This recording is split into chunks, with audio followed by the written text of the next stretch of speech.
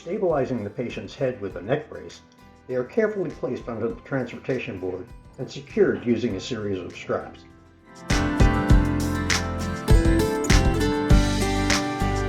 The straps are used to prevent the patient's legs, torso, and arms from any movement that can result in further aggravation of injuries that may have occurred.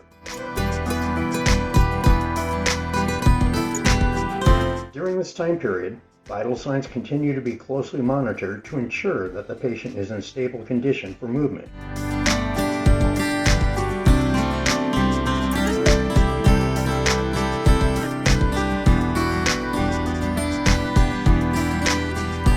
If the patient is conscious, the EMT should ask questions. What's your name? Where does it hurt? Are they cognizant of their injuries? Questions like these can provide insight into the patient's state of mind and any immediate physical difficulties they may be having.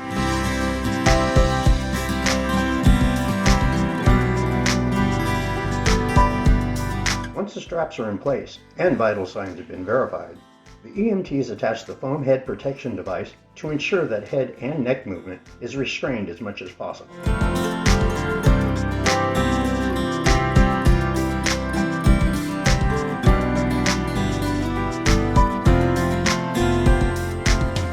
During this class, 17 members were used to transport the patient. 16 members carry the patient in a smooth and level process, while the 7th member guides the team.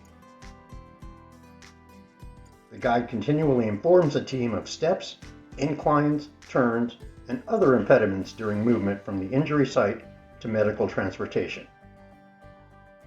During real-world incidents, this many EMTs may not be available, which is why it is crucial that EMTs are proficient in all aspects of patient immobilization and transportation.